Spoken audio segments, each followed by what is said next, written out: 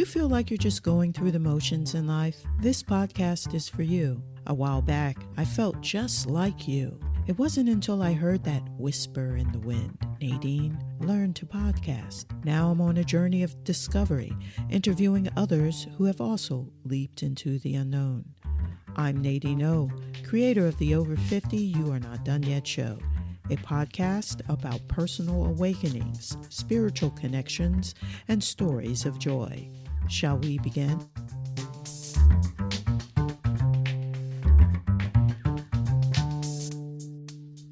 Line, shape, form, light, surface. These 5 things, sure, there's 7 or maybe 13, but these 5 right here is what you use every day in your life, from the minute you got out the womb to this very moment right now.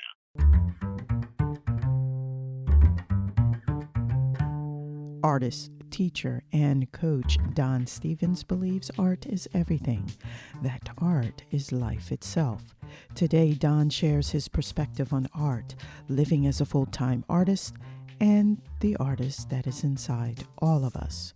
We begin with what has impacted all our lives at the time of this recording, the COVID-19 pandemic.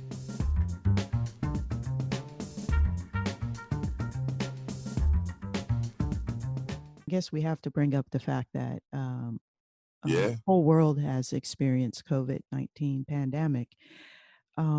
How are you adjusting to being an independent contractor, an artist, and making money and reaching? I was fine before COVID came. Sometimes I wish I would have had the COVID-19 so I could feel better about the whole experience.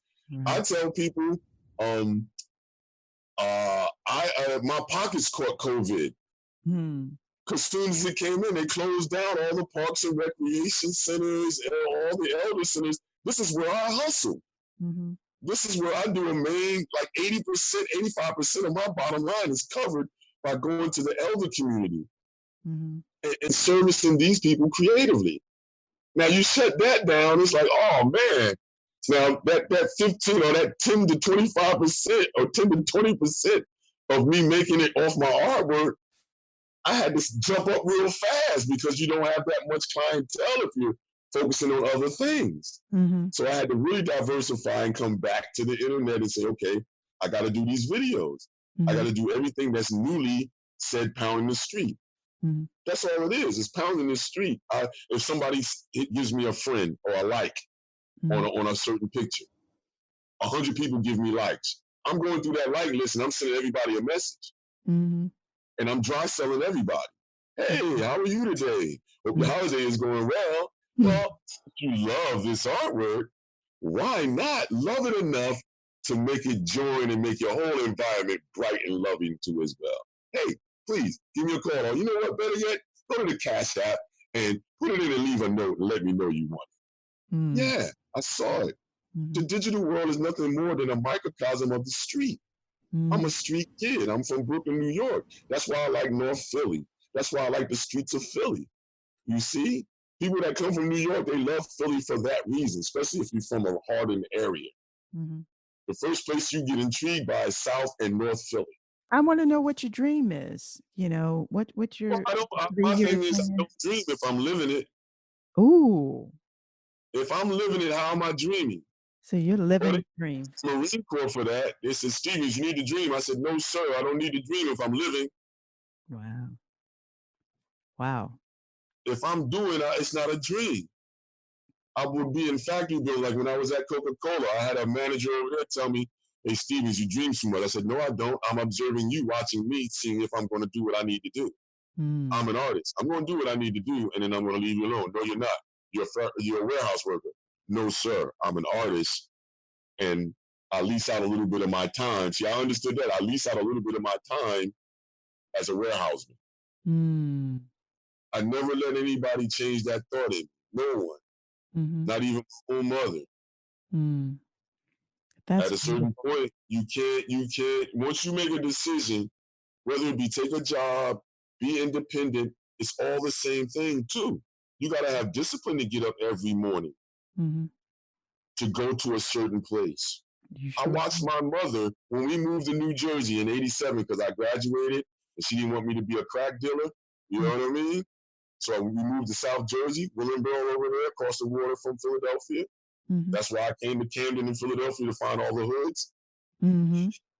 You know what I mean? It is a It's lot a to lot. think about, to hold on to your identity and not let others sway you.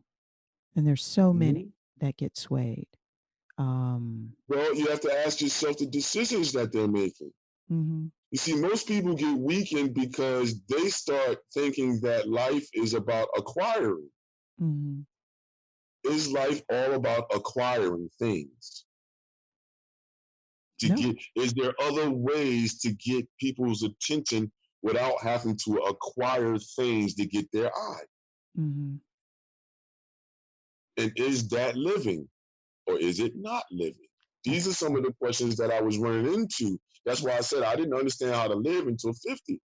mm-hmm. Well, I would say 45 to now, Mm-hmm. because I really feel like I'm in my stride right now. I'm understanding the independence game. I'm Mm-hmm. understanding the accounting. So I'm revamping all of that. I'm redoing all that paperwork to put it in proper alignment to really beat up the next 20 years, that if I'm guaranteed 20 years Mm-hmm. from drinking water and eating quinoa Oh, there you go. and crunching on chia seeds and almonds and walnuts.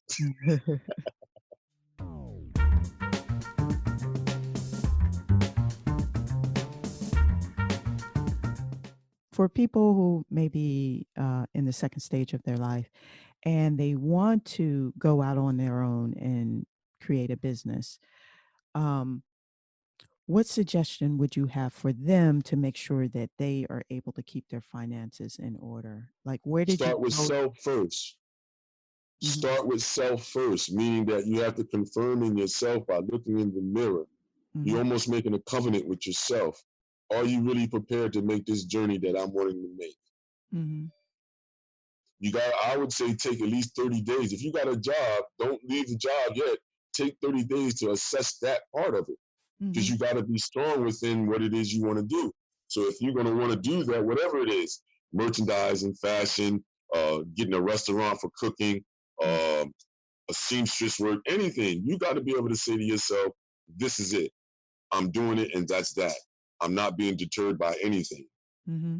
Then you look at your savings and stuff and say, if you have a job already, if you haven't done it early, like for me, I did all this stuff earlier on, and I dedicated myself to what it is I wanted to do. I said, if it didn't have art combined with it at a certain point, I'm not doing it. Mm-hmm. I'm not going to do a factory job no more. I'm not going to do any of these other jobs no more, because I have to focus in on making experiences that's worthwhile within art, whether Mm-hmm. it be directly to the public or to a corporation. So advice for people over a certain point, and say for instance, you're coming close to retirement, Yeah. you still want to assess you first. Are you really serious? Mm-hmm. Then once you get that together, now you got to look at, all right, I don't have a wife and kids, so I don't have to take that into consideration. Right. But most people that do this, male or female, they're going to have to take that into consideration. Mm-hmm. Is my partner, now we got to say whether male or female, built for this journey I'm about to take us through? Mm-hmm. Yeah. Are my kids, are they older through high school, or are they going to need more attention? Are they built for daddy or mommy Mm-hmm. to do what it is that I'm about to do, irregardless if they like it or not? Mm-hmm. You see, it really has to go to that point with whatever you choose. Yeah. You can say you're going to be a massage therapist. Okay, I'm going to be a massage therapist. I don't care what nobody else thinks. I'm gonna get all these high-end customers. But you got to start with self first. The people in your environment, if you have people in your environment. Mm-hmm. Now look at your economics. Mm-hmm. You see, because then you can say, okay, if you got a wife or a husband, you can count some of their finance in on your investment, Mm-hmm. in your activity. Because That's it generally is how an it works. investment. Yes. Yes. Mm-hmm. You see, that's why I'm upset I don't have a wife. I don't have a partner I can kick that off of. You know what I'm saying? So that when it comes in, I can say, baby, what we get? Yeah. Well, babe, you made this much this year. This is what we got. Oh, where we going? You Yeah. see what I'm saying? Yeah. It's a team. But Yeah. right. But when you don't have a team, it becomes more of you having to be real dedicated to your thought. Mm-hmm. So I would say to people, I would rather you have a teammate than be secular. Mm-hmm. Because you get, caught up in things a lot of times, but you just got to keep focused. Once you know your finance, now you know your finance, everything is going to be covered as far as your immediate bottom line, rent, shelter, water, you know what I mean, clothing. The basic things is covered. All right, now you got to look at yourself and say, what are my want and desires once again? Because if I want something and I start getting a little bit of money in, then I buy these high class boots for $4,000. What am I doing? Mm-hmm.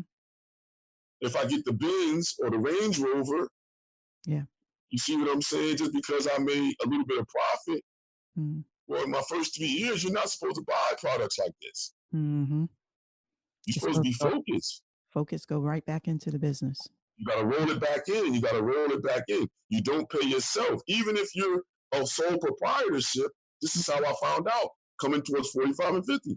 Even if you're there, you put into the books that you're paying one person. Mm-hmm. That one person is you. Mm-hmm. So you give yourself a salary. I didn't realize that, but now I do that. Mm-hmm. You see, that makes business better too. More opportunities comes in. Now that gives more people, how would you say, as creditors, opportunities to trust that if I throw something your way, I'm going to get something back, and it's going to get done in an expedient fashion. Gotcha. You see, it's a lot of different things that go into it. I don't believe it's a quick fix situation. Each person is their own individual. Your household has its own dynamics. Mm-hmm. You see, like for me, I'm split. I'm in a home sharing a condo with with a group of cousins in South Jersey. I come over here, I'm in Philly in my studio space. Mm-hmm. You see? So that's my dynamic. Is that going to be everybody's dynamic? Nah, it can't be. Mm-hmm. Before that, I had the house with my mother, and we had other family members there, and I had a double-car garage that I converted over into my studio space. Mm-hmm. With paint outside like Jackson Pollock. Mm-hmm. You see? So that was another dynamic. So you're going to go through transitions, but you got to know inside that that's the journey that you want to take. And anybody that gets on the bus to get on the road, they got to understand that's what it is. Mm-hmm. And you have to stay stern on that. If you don't, then self-preservation is number one. Mm-hmm. And everybody's selfish at the end of the day. And I tell people now, I know I had a lot of people get mad, and excuse me, I don't want you to get mad, but I say this when people say certain things to me. I go, no life matters but my own. Wow. Yeah, because at the end of the day, yeah. You have think to about it. love At the end of the yourself. day, you go to the bathroom and you take a shower and you decompressing from your day. You know what I'm saying? Mm-hmm. Right, Nadine? What happens? You don't think about your mom or nobody. You go, oh my God, I made it. Right. You think about you. Mm-hmm. So at the end of the day, nobody else matters but you. Yeah, I think definitely it should start there. You have to love yourself and care about yourself first before you can. Yep. Can't lie to yourself. Can't look in the mirror and do the proverbial BS. Mm-hmm. Or shook and jive yourself. If you do that, that's deadly.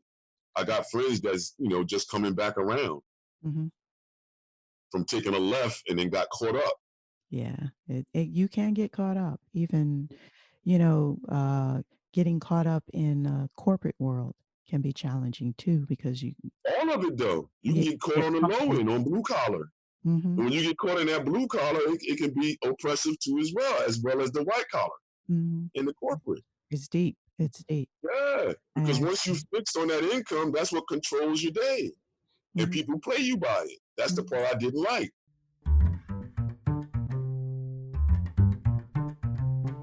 Don and I have a question. Can you sign your name? You're an artist. We invite you to check out our Let's Create video on my YouTube channel. The link is in the show notes. More with Don Stevens coming up.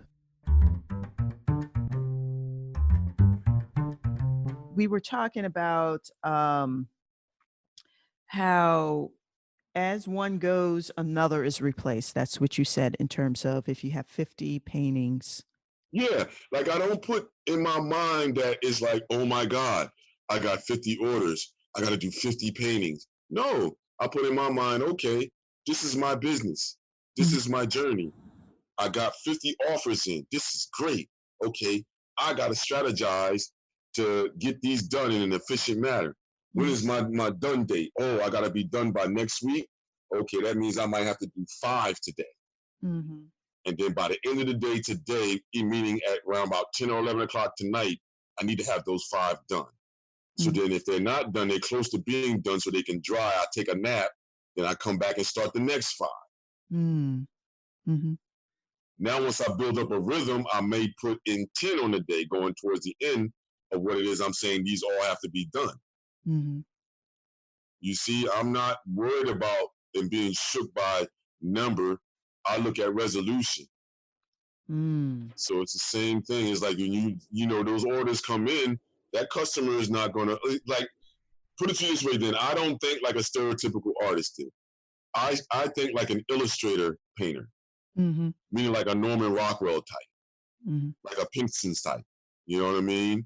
These artists that can give you an illustration that can function for the marketplace, but then also give you a existential piece that may go someplace that can't be controlled, but it's attractive. That's the painter's world. So I can be an illustrator. It's because of my training too.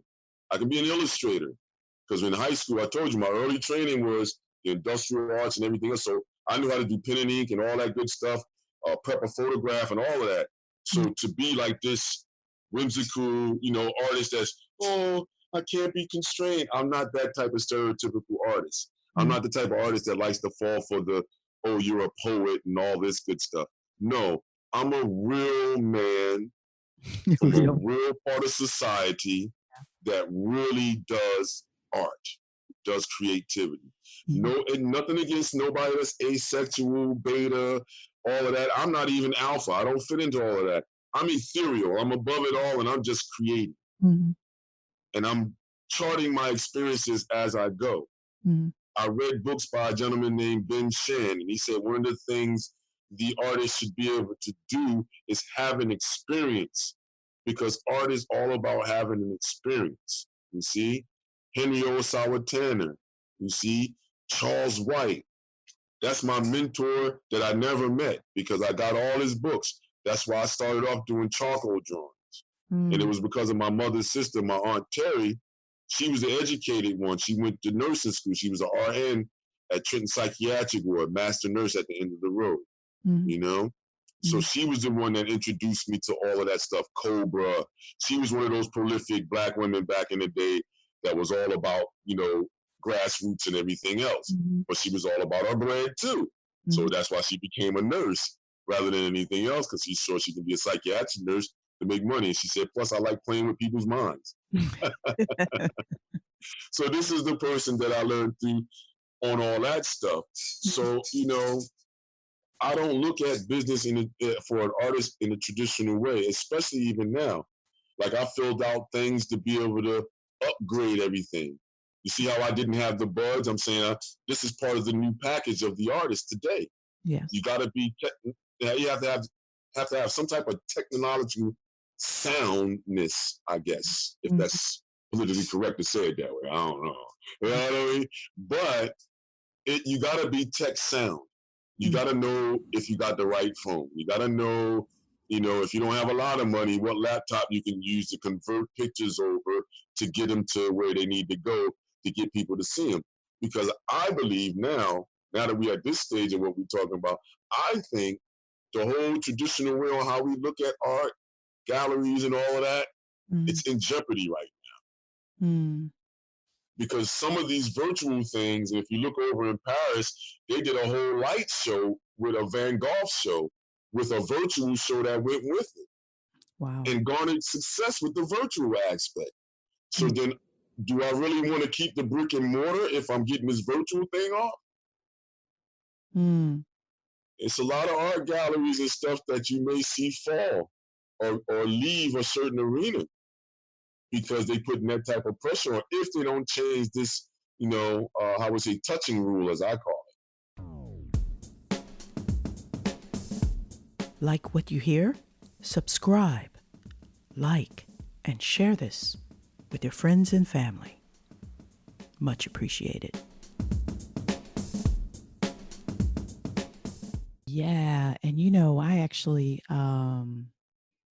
spoke with two women that run an organization called Philly Touch Tours that actually take groups of people, some with visual impairments, into like museums, a part of like Penn Museum, so that you have a different experience of the art.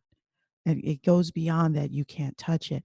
And I think not so much that museums are in jeopardy. They're being challenged to change the way in which people experience art, and they have to be more creative about it.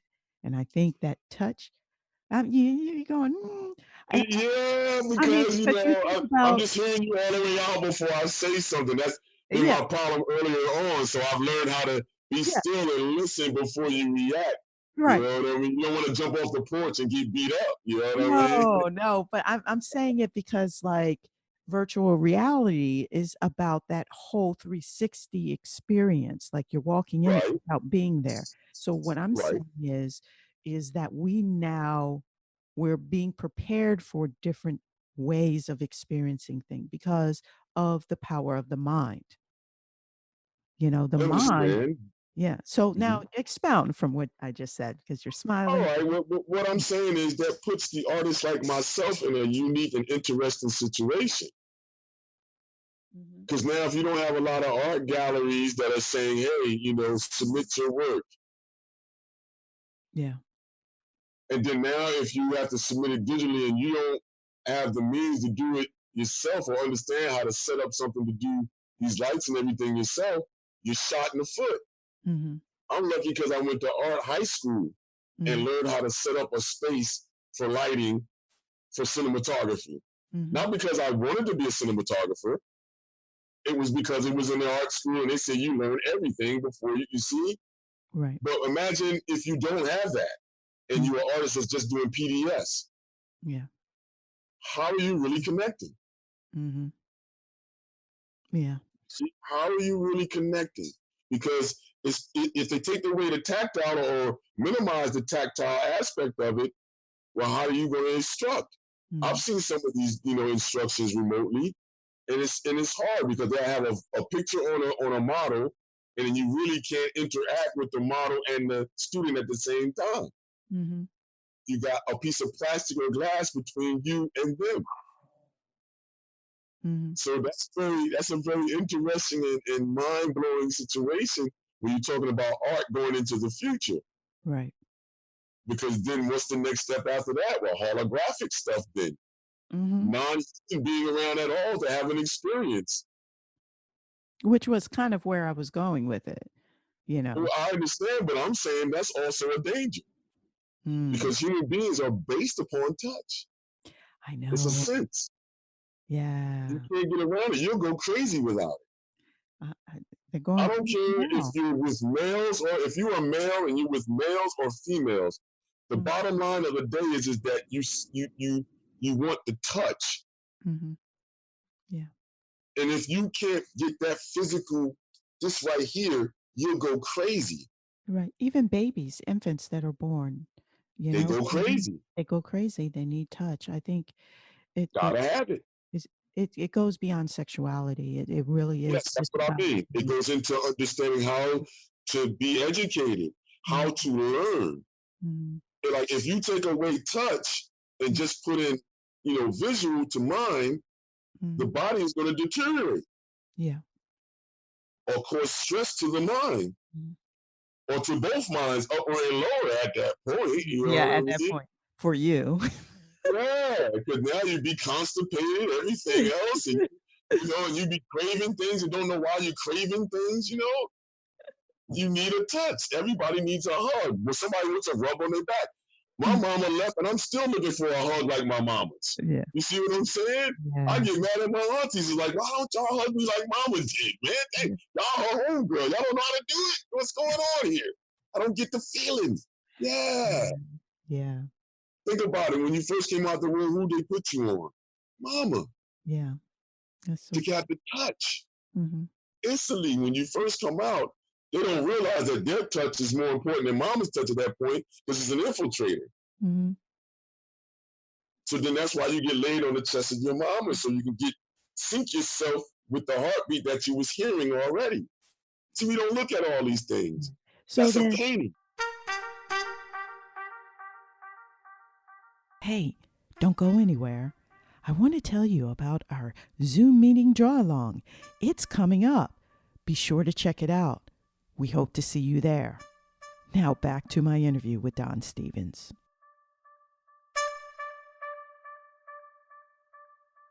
Do you think the shift for many artists should be to touch art? Because, there is a such thing as touch art. Yes, but then also you're going to have to go to what the culture is trying to move towards. Right. Westernized civilization is trying to move towards. Right. Let's just keep it real. Because China got off what they got off.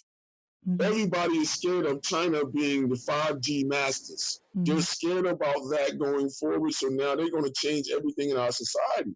So if I'm a black male, I don't control nothing. I don't make no decisions for nothing. I got to wait until certain things go down to see which way I'm going to go. This is reality. Yeah. Yeah. So if they say no more galleries, then guess what? I'm already ready on the internet end, so I'll just keep going down that road. And then figure out what to do with this tangible stuff that I got sitting around me. Right. Then that's when I start looking at it. This is what I learned from being with the October Gallery. You can't be that emotional about your work if you're trying to be a businessman with it. That means that if you would fix a price and you think it's too low because your emotions is with it, you better be around the people that have those type of monies in excess. Because if you're in a part of society that's 50,000 below and you're trying to get their attention just to drop $20, guess what? You know what I mean? Right. It's going to be a hard task. Right. Gotcha. To get their attention. On a positive note. All of it's positive, though. All of it's fine. All is one, as they say. All is one. So true. So true. Messages of hope. I'm always optimistic. Optimism is the best. That's why I smile so much. That's why I tell people at the end of my messages, keep creating. Yes. Or maintain creativity. Yeah, I love because that's all you got. And it'll keep you smiling. Why do you think when you see somebody do a painting of a sun and of a sunrise or sunset, everybody reacts to it? Yeah. Because we love to look at it, and we know what that is. So that's what you're doing on your everyday. Right. You have to be optimistic. And then put it to you this way. This is another one that I use too. And people bug out over this one. But I'm saying, I don't care what religion or spiritual thought you go with. We all can agree upon something made this place. Now, at that point, when something made this place or created this place, do you think that somebody, someone, or that entity or force was so loose in the mind that they made it so fragile that it made it so that the creation, man, can destroy it? Good point. No way in the world. No way in the world. We would have been done then. When they dropped the bombs in Nagasaki over there, we would have been done. But what did that do? Yeah. We wasn't gone. What did it do? It became a smoke. It traveled around and then it dissipated. Yeah. Yeah, when you use observation, it's a man, line, shape, form, light, surface. These 5 things, sure, there's 7 or maybe 13, but these 5 right here is what you use every day in your life, from the minute you got out the womb to this very moment right now.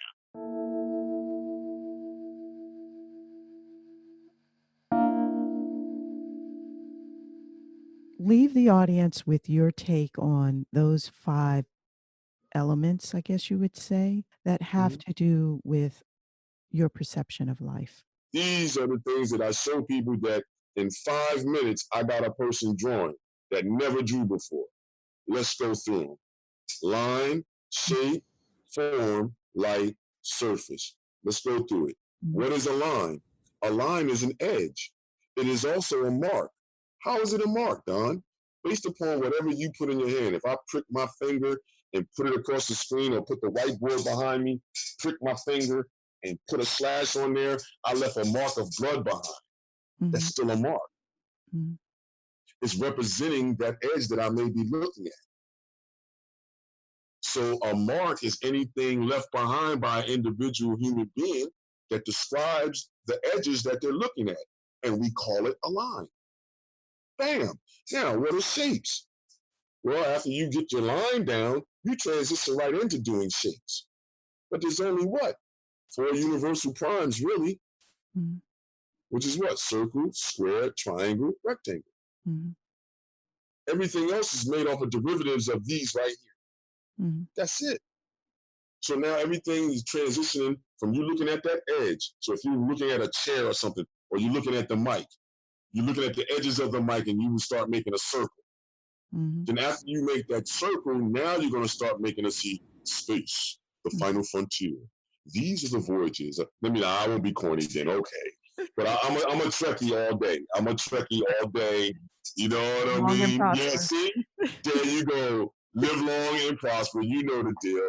So yeah, the form is now, that's the breath, you see, or death of the situation. But you're still looking at the edges just to get that to go. So when I'm doing form, I try to show people how deadly the word perspective is and how scary it can be to you when you let it be scary. You're just looking at the edges. If you look at the edges of everything, then you don't have to worry about the word perspective. It does it on its own.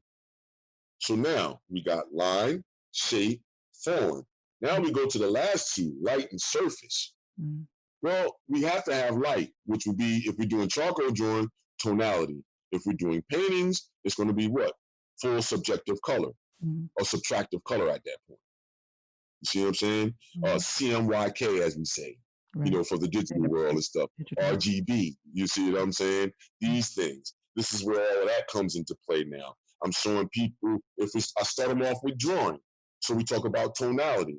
We talk about achromatic, non-color. You know what I mean? And, or a colorless color scheme where you're just dealing with something that's bright or something that's dark. So then you're looking around you to understand, well, what am I looking at when it comes to light and tonality that makes me take distance when I look at the light? Is the light diffused out there, or is it brighter out there, or is it brighter closer up to you? See, these things within that parameter of these modalities is explained in there. Then you go into color theory. You know what I mean? You go into white light additive color theorem, and you go into subtractive color theory. And you see how both are one, because mainly it's the subjective is nothing more than your experience of the additive. You're looking at the additive all day. You're looking at me, I'm looking at you. We're using additive, light, white light theorem to see each other. The light is hitting me, bouncing off numerous times, and now you see me. White light theorem. Everything is composed together and extracted out of the darkness as a white light. Hits a prism, turns into the wonderful rainbow that we love. You see, color theory now is subtractive theory and additive theory at that point. Subtractive describes everything in your world, all your packages, all your computer colors, all the plastic colors, t-shirt colors, dyes, all of that. Everything that you see with an advertisement on it is all dealing with subtractive color theory. Because it's putting colors together to make a darkness. Last one, surface. This is where you start getting into texture. Because you can't have surface without light, and you can't have light without surface. We don't live in a vacuum. So when you're looking at the edges of fur, you're looking at the edges of the skin rolling and moving, all this stuff rolling and moving, I get the person to realize at that point that surface doesn't become a two-dimensional idea until you stop it. Whether you take a picture of me like this, or in your mind, you see my movement and you see, oh, that was a nice movement. I'm going to stop down right there in my rendition. Mm-hmm. You see? So we're looking at surface, you're trying to figure out what's softness, what's hardness, what's scruffiness, and you're using these things. Now, you can use these things objectively, like directly, or existential, subjectively. You can just say, okay, I'm going to take the texture of the incense dust on my tabletop, and I'm going to combine that with sandpaper, and I'm going to make a painting based upon that, and I'm going to use a split complementary idea. I'm being existential. I'm being an abstract artist now. I'm taking elements from the third world, our world that we're in, and breaking it down simply to make an abstraction or a work that you don't know its origins. It's formless until I give it explanation. Subjectively speaking, now when I'm using it, I'm looking at something, I'm looking at this bottle, and I'm saying, I want somebody to really think that there's water in this bottle when they look at this painting. And that's objective with those 5 principles. Gotcha. You see? And I give it to everybody. If it's an elder, it doesn't matter. I fight with, not really fight, I don't want to say fight. Let's say we have interesting debates. Because with elders, you know the situation. I made you. You're insignificant to me. But what I get them to see is like, no, yeah, you made me, but I'm one of the last ones that have the salt of the earth mentality. I'm here to show you how your mentality still exists. How those 5 things you've been doing, but you neglect it because you worried about everybody else. Now you worry about you. That's what I do with the elders. With the younger ones, I say, hey, you don't believe these 5 exist. I have to show you how they exist and possibly how they apply in the environment around you. Not do what the traditional art education or art school or regular school does. They give you all the theories and they don't tell you exactly where it's placed in the environment around you. They don't say that you can use statistics to say to yourself how much paint can go on the wall before I buy it. If I knew that type of stuff, then I would have been a little bit better at that time at math and statistics. You see what I'm saying? But a lot of people don't understand why you use algebra. You know, why even is it there? Everybody's stuck on basic business math, right? Addition, subtraction, percentages, decimal points, you know what I mean? This type of stuff. But I feel as if you come outside that, because everybody knows what those things is for, any like under the margin or above the margin person can tell you what that stuff for, but they can't tell you what quantum physics is used for. They can't tell you that algebra might show you how to make a building. And make sure when you put the structures up that it might stand at a 90-degree. They don't explain that. So that's my thing. I try to just let you know where these things lay when you're a younger person, so it gives you a better understanding. Because I was a life coach too, as a counselor they would call it, but it's a life coach, they say. So I would help a lot of these adjudicated youths get on track. Because a lot of them were, all right, this is what I would do. Take those 5 principles, I showed it to them. They was able to create. After they was able to create, they figured out that they don't like nobody on their back. So with these particular Hispanic and black males and females that I was dealing with, they was truly independent. We're talking about the hardcore little guy that had to see things they didn't want to see, but they had to deal with it. Okay, I showed them that they can go into an industry that cater to that attitude. And that industry is transportation. So the 2 young ladies that I dealt with at that time, they've been sector employees at driving buses. The other one transitioned to driving trains for the past 10 years. The other males that I dealt with, they all got their own little transportation companies after working for certain transportation companies. You see, got their own truck, was able to flip their little bit of money the way they wanted to. Now they have their own truck line. One's in Florida, one's over in Atlanta, and then everybody's on the East Coast that I dealt with. So, you know what I mean? It's just those type of things by just using those 5 things, because it's all there. You know, yeah, there's a mental aspect that goes with each one of those 2 as well, but you don't show the person that early. You just show them the rudimentaries so they can see and reinvestigate the environment. Both realms, elder and young, have to reinvestigate the environment. to enjoy it once again. With the elder, it's to see the light come in the bathroom and really enjoy the way the light dazzles and dances over all that stuff you brought and acquired. You see, not just splash, oh, all right, I'm late. I gotta get out of here. And this look right here. Oh. Everybody makes that face trying to get out in the morning. Yeah. Because it's like a fight, like you really don't want to go, but you know to sustain your bottom line, you gotta go. You splash, you brush, you don't even look at nothing. You care less about how pretty things are at that point. You're like, I don't care, I gotta get out of here. You know what I mean? And I watched my mother do that for years and years and years. And I said, you know what? I'm gonna make sure people appreciate the everyday. Because without that sun moving the way it's moving, without the wind and the breezes coming in, so when I do a painting of a piece of sheer material floating in the window and put the right lighting to it, and I say morning tea, everybody goes, yeah, wow. I do have morning tea in front of a summer breeze window like that. Yeah. That's what we're supposed to do. Because everybody has those experiences. So it's an absolute must. You ask me once again that everybody understands you're an artist. If you didn't sit there as long as I did, that's not the issue. It's your human right to be an artist, to express, to have an experience. That's the bottom line.